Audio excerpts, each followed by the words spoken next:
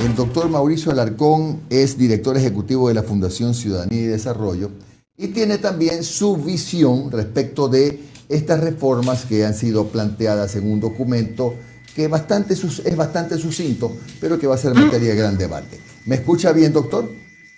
Fuerte y claro, Jimmy. Buen día y un saludo a toda la audiencia de Un Café con JJ. Gracias por haber aceptado salir de la banca. No estaba, disculpe, doctor. Es muy importante su opinión para nosotros también. No, y siempre hay que estar listo cuando de tratar estos temas. Es Efectivamente. Aquí estamos, aquí encantadísimos. A ver, a todos les pregunto lo mismo para empezar. ¿Cuál es su visión general de esta serie de reformas que han reducido el documento que se presenta como una futura ley de libertad de expresión?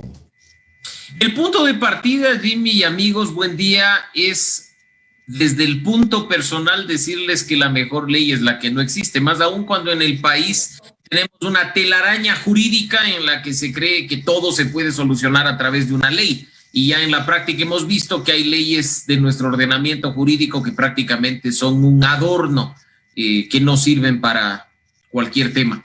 En ese sentido, si bien es cierto que no hay mejor ley que la que no existe, hay un mandato constitucional que dice que tiene que existir una ley que regule en definitiva esta materia.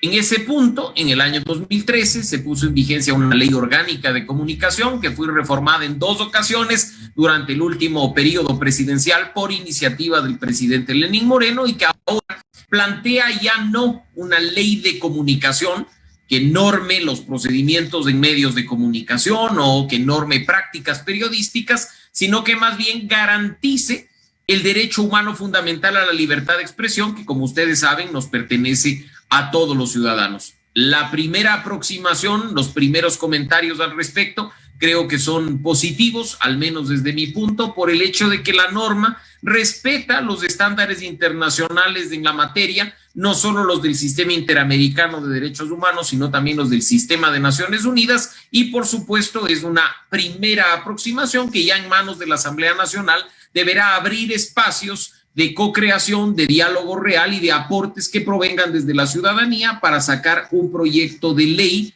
que finalmente sea aprobado y que garantice la libertad de expresión de todos. Ya, ahora, y esto de despenalizar la calumnia, desde el punto de vista suyo, Mauricio, yo creo que eso va a ser lo más debatido, ¿sabe? Eso va a ser lo más debatido porque hay mucha gente que opina que esta es una ley que más bien apunta a cuidarnos a los periodistas, pero no nuestros derechos, pero no los derechos de la gente que podría verse afectada, por ejemplo, por algo que diga de más un comunicador social. A ver, partamos de un punto. Esto lo que pone en una balanza es la libertad de expresión y el derecho a la honra. 2 derechos que están reconocidos tanto en la Constitución como en el Sistema Interamericano de Derechos Humanos y en el Sistema de Naciones Unidas.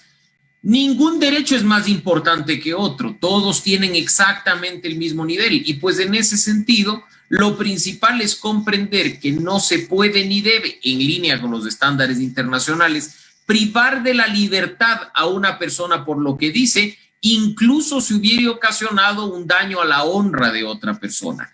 Esto tiene que ventilarse por las vías civiles, principalmente mediante indemnizaciones. Y para que tengan ustedes en cuenta un detalle, esto no es nuevo en Ecuador, la despenalización de la expresión y la opinión, ya se ha venido debatiendo durante algún tiempo y hay otros países de América Latina que ya lo han implementado de manera efectiva. Quizá uno de los casos más recientes, y no es tan reciente como podríamos creer, el de Argentina, que durante la presidencia de Cristina Fernández, en línea con una sentencia de la Corte Interamericana de Derechos Humanos, despenalizó la expresión en todas sus formas. Así es que puede haber polémica, sí, es sin duda, creo, uno de los puntos que mayor debate va a generar al interior de la Asamblea Nacional, pero esto no busca blindar a nadie por su mal comportamiento, entre comillas, para que no pague con prisión un tema, sino que se busca normar de acuerdo por la vía más adecuada, con base en los estándares internacionales, por supuesto, protegiendo el derecho a la honra y garantizando además el ejercicio de la libertad de expresión de todos.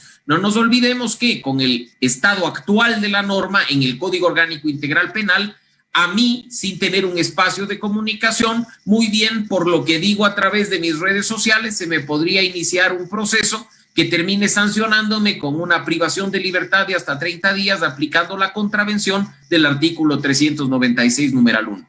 Mauricio, entonces, para entender, hola, le saludo a Alondra Santiago, para entender... Hola, Alondra, buen día. Buen día.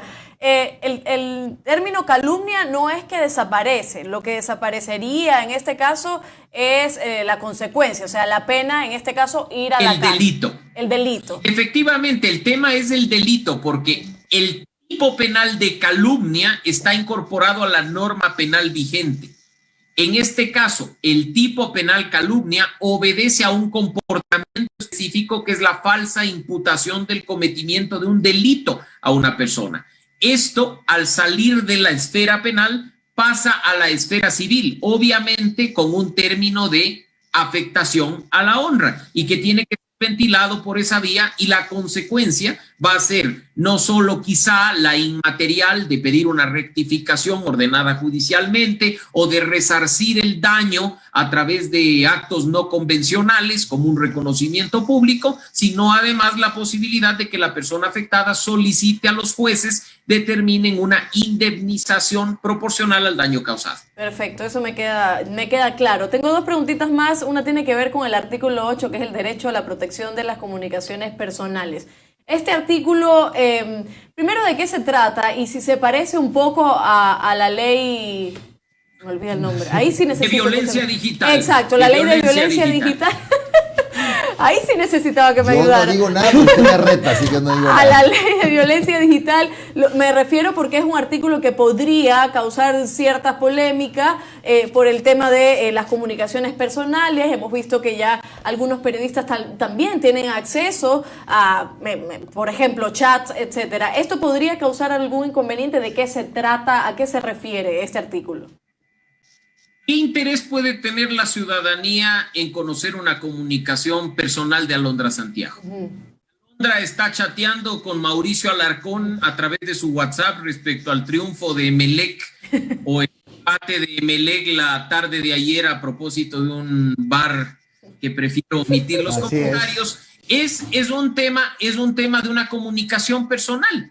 ¿Qué le importa a la ciudadanía que tú y yo seamos hinchas de Emelec? De ninguna forma, probablemente sí nos lo reconozcan y nos lo aplaudan, pero no es un tema, por así decirlo, que tenga algún interés respecto de los ciudadanos. Pero si Alondra Santiago es funcionaria pública y le escribe a Mauricio Alarcón diciéndole: hola amiguito, necesito que me tramites esto, ya no es una comunicación personal. No por el hecho de que intervengan dos personas estamos hablando de una comunicación personal. Por un lado, porque tienes a un funcionario público de por medio, y por otro, porque lo que están hablando rompe la esfera de lo personal. En ese sentido, lo que está en el artículo 8 del proyecto de ley presentado por el presidente de la República difiere mucho de lo que finalmente se aprobó en la Asamblea Nacional en la Ley de Violencia Digital, porque el artículo 8 planteado no solo que reconoce y ratifica un derecho constitucional de inviolabilidad de las comunicaciones personales, sino que además lo desarrolla en línea con los estándares del Sistema Interamericano de Derechos Humanos. Lo que busca esto es proteger las comunicaciones personales. Cuando se rompe la esfera de lo meramente personal y se empieza a tratar temas de otro tipo, simplemente este artículo 8 no protege absolutamente nada. Y por último, si entra en conflicto, ¿a quién le corresponde sacar la conclusión de si hubo o no hubo una violación legal? A un juez, que tendrá que decir si efectivamente el periodista violó la esfera de lo personal o si simplemente activó la esfera de lo público. Es bastante sencillo. En Ecuador lamentablemente no lo hemos visto en práctica porque se ha manejado de una manera muy discrecional, con normativa muy difusa y sin tener en cuenta los estándares internacionales, pero sí hay que decir que lo que se plantea en este artículo 8 es muy positivo y esperemos que palabras más, palabras menos, pueda ser ratificado por la Asamblea Nacional. Y mi última pregunta antes de darle paso a Omar, qué lindo decir eso, ¿no? Antes de darle paso a Omar, tiene que ver, salió el cubano, tiene que ver con algo un poco más social, diría yo, ¿no? Pero que no lo veo explícitamente en este nuevo proyecto de ley y que sí lo veía en la ley anterior, que tiene que ver con los espacios interculturales, que tiene que ver con la pluralidad, etcétera, en los medios de comunicación. Me da un poco de temor porque el espacio educativo también en los medios de comunicación, considero yo, es imprescindible. Se necesitan los espacios educativos y que haya también interseccionalidad en estos casos. No lo veo en este proyecto de ley y por eso algunos analistas también nos dicen, esta ley protege más a los periodistas que a la comunicación social en general. ¿Usted lo ve de esa forma o habría que debatirlo en la Asamblea para incluir estos artículos o propuestas que ayuden al proceso intercultural? Los proyectos de ley son perfectibles siempre al interior de la Asamblea Nacional. No es que tal como los presenta el Ejecutivo salen devueltos para su puesta en vigencia. Si hay algo que le falta a este proyecto de ley para garantizar la libertad de expresión, pues tiene que ser agregado de manera responsable por nuestros representantes. Nos mencionaban hace un momento en otros espacios de discusión en los que participé en la mañana, que por ejemplo aquí no se ve el derecho de rectificación. Y es correcto, no está incorporado un artículo con el derecho de rectificación establecido constitucionalmente. Determinémoslo, incorporémoslo con base en lo que dice la Constitución, una sentencia que ya hay de la Corte Constitucional, los estándares internacionales del sistema interamericano, y mejoremos la ley. Así es que si en ese sentido los temas de interculturalidad o de algunos tipos de comunicación particulares que necesiten protección dentro de la esfera de libertad de expresión puedan ser incorporados, en buena hora. De eso se trata este proceso de co-creación normativa en el que creo debemos involucrarnos todos los ciudadanos. Doctor Alarcón, ¿cómo está? Le saludo a Omar Jaén, ¿cómo está? Buen día. Un gusto, Omar, buen día. Gracias por atendernos ahí, al límite. No hablemos del límite. A que veas el cariño y espero que le agradezco. Me convierta en invitado frecuente. Pero por supuesto. Más aún si podemos discutir de fútbol y de algún... No hablemos de fútbol. Todos por igual. Aquí se enojan, por aquí se enojan. No hablemos de fútbol. No, aquí de fútbol no se puede hablar. Ese bar no es un bar bueno, no es el bar de los buenos. ¿Qué cosa? Doctor, tengo varias consultas. Una rapidita. ¿Usted fue uno de los que ayudó a redactar este proyecto de ley? No, en lo absoluto. El ¿Quién lo ha redactado? Proviene del Ejecutivo. Hay un equipo jurídico, hay que decirlo, de las consultas que se ha hecho. Hay un equipo jurídico en la Presidencia de la República que es el que ha redactado la ley. Yo no he estado en la redacción de la norma. En algún momento se me preguntó criterios en cuanto a los instrumentos internacionales que se tenía que considerar para la legislación local. Claro. Y eso es como una persona que algo conoce del tema de libertad de expresión, pues ahí están los aportes. No nos olvidemos que Ecuador no solo que tiene en cuanto a sistema interamericano el Pacto de San José, sino que hay una declaración de principios de libertad de expresión que aprobó la Comisión Interamericana, que en el sistema universal de Naciones Unidas hay otros instrumentos internacionales y que incluso sin ser un instrumento internacional, la declaración de Chapultepec, que va más en la línea de ser un acto de buena voluntad de un gobierno comprometido con garantizar la libertad de prensa, establece algunas condiciones interesantes que se pueden incorporar a un proyecto de este tipo. Lo interesante hubiera sido que se hubiera escrito a varias manos, ¿no? Y sobre todo con los gremios de comunicación, con la sociedad civil, pero bueno, ya habrá tiempo en la Asamblea para eso. Y sin duda, ese es el punto, Omar, que creo que si ya no se hizo en esta etapa de creación normativa al interior del Ejecutivo, participación ciudadana real, por supuesto, no desaproveche al interior de la Asamblea Nacional y con el Parlamento abierto que aprobó en las últimas reformas a la Ley Orgánica de la Función Legislativa, la oportunidad de contar con criterios, con comentarios y con propuestas que provengan, insisto, no solo de los periodistas y medios de comunicación, sino también de los ciudadanos. Claro. Esta es una ley de libertad de expresión. Doctor, permítame leerle un mensaje que me enviaron aquí a través del muro de YouTube. Dice, ¿a favor o en contra? Déjeme leérselo. Déjeme leérselo. Dice, al invitado, dice, con esta ley, si un medio de comunicación me calumnia y no tengo dinero para contratar a un abogado, sería bien gracias. Quedo ofendido por ser pobre. No, no, de ninguna forma. Y recordarles a los ciudadanos que cuando uno no tiene medios para contratar un abogado, no solo en materia penal, sino en otras materias jurídicas, está la Defensoría Pública. Ajá. Incluso si es que no quieren acudir a una instancia pública, están las clínicas jurídicas y las clínicas de derechos humanos que deben tener todas las universidades del país. Lo que busca en ese sentido, el tener más espacios de defensa jurídica gratuita es garantizar el acceso a la justicia de los ciudadanos y eso se logra a través de estos canales. Hablando sobre la Defensoría, doctor, hay personas que denuncian que en este proyecto se elimina lo que decía en la Ley de Comunicación original, en donde había un espacio para que las personas acudan ante la Defensoría para plantear recursos ante los medios. Y eso no necesita estar en la ley para seguir vigente, Omar, porque según la Constitución, la Defensoría del Pueblo, no la pública, es la institución por excelencia de promoción, defensa, vigilancia y garantía de los derechos humanos. En general, la libertad de expresión es uno de ellos. Si a mí me están vulnerando mi libertad de expresión o afectando de alguna manera, yo ya en este momento, más allá de lo que diga la ley, puedo constitucionalmente acudir a la Defensoría del Pueblo, activar los canales correspondientes y lograr que se garantice plenamente mi libertad de expresión. Perfecto, doctor. Y para cerrar, ¿qué hacemos con el Consejo de Regulación que fue aprobado por las personas, por los ecuatorianos en consulta popular? No se lo puede eliminar de un plumazo.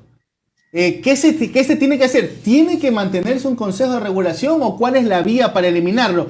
Y solamente para cerrar una idea. Hay abogados y hay criterios que dicen que con esta ley se está quitando todo tipo de regulación, se apela a la autorregulación de los medios y que en verdad se está dejando indefensa a la ciudadanía ante el omnímodo poder de los medios de comunicación. Por más que los medios de comunicación se quieran presentar como inmaculados, saben que son actores políticos, saben que algunos son operadores políticos y que hay veces que se han extralimitado. Entonces hay un temor de que se esté dando así en bandeja de plata para que los medios de comunicación hagan y deshagan lo que quieran. Empiezo por esto, no hay ni que endiosar ni que satanizar a los medios de comunicación porque no son ni ángeles ni demonios, son seres humanos. Y la respuesta para eso es mayor transparencia. ¿Por qué satanizar a un medio por su línea editorial o por su, entre comillas, activismo político? Lo óptimo es que sean transparentes. Si una emisora de radio tiene una línea política claramente establecida a favor o en contra de un gobierno, que lo diga, para que el ciudadano sepa si quiere informarse por ese canal o si quiere cambiar de emisora o cambiar de canal de televisión. Lo que ha faltado, principalmente antes de entrar al tema de autorregulación, a los medios de comunicación es transparencia. Si tú vas de España, Omar, y con seguridad debes haberlo visto, ¿sabes cuál es la línea partido de izquierda y partido de derecha? Tienes el país alineado con el PSOE, y el mundo. Tienes hoy alineado con Vox, y sabes perfectamente bien quién es de izquierda, quién es derecha, simpatiza con una u otra opción política. Más transparencia le da al ciudadano la posibilidad de elegir de mejor manera. Y en cuanto a la autorregulación, es óptimo porque la ética no puede venir impuesta para el Estado, no solo para el ejercicio del periodismo, para el ejercicio de todas las profesiones, pero ahí también han fallado los medios, porque al menos en la última etapa muchos de ellos se han relajado, Omar, sobre pretexto de que como ya no hay sanciones en la ley de comunicación, dejar hacer, dejar pasar, y no hay tal. La responsabilidad de comunicar, la responsabilidad de informar y de opinar a través de canales que son los medios de comunicación es enorme. Y si no queremos que exista, como manda la Constitución y los instrumentos internacionales, censura previa ni autocensura, lo óptimo es actuar con responsabilidad. Pero la autorregulación, la creación de normas éticas y la aplicación de dichas normas al interior de los medios cuando una práctica riñe con las mismas. ¿Cómo salimos de ese nudo legal del Consejo de Regulación aprobado en consulta popular? Vamos al tema del nudo, y quizá en ese sentido es una de las discusiones que en línea con la despenalización va a tener mucha fuerza al interior de la Asamblea Nacional. Un de regulación que fue aprobado mediante consulta popular en el año 2011 y que muy probablemente va a ser incorporado a este tema. Mi posición personal es que estamos frente a una ley de libertad de expresión, no estamos frente a una ley de regulación de medios. Si va a haber una ley que regule medios, que podría ser la ley que tiene en este caso temas relacionados de publicidad, producción audiovisual o espectro radioeléctrico, derivada de la norma y de la transitoria de la norma propuesta, que sea ahí donde vaya el dichoso consejo. Pero en una ley de garantía de derechos no es conveniente ni procedente incorporar algo que no corresponde. En ese sentido, de nuevo, será la Asamblea la que promueva este debate y obviamente que tiene que respetarse la voluntad de la ciudadanía manifestada en las urnas, pero por el canal correspondiente. No vayamos a terminar con un Frankenstein similar a la ley de violencia digital, en el que simplemente cada uno quiso poner su fichita y terminó sacando un bodrio sin sentido que esperemos no llegue a estar en vigencia. Gracias a Mauricio Alarcón, director de la Fundación Ciudadanía y Desarrollo. Muy amable. Gracias.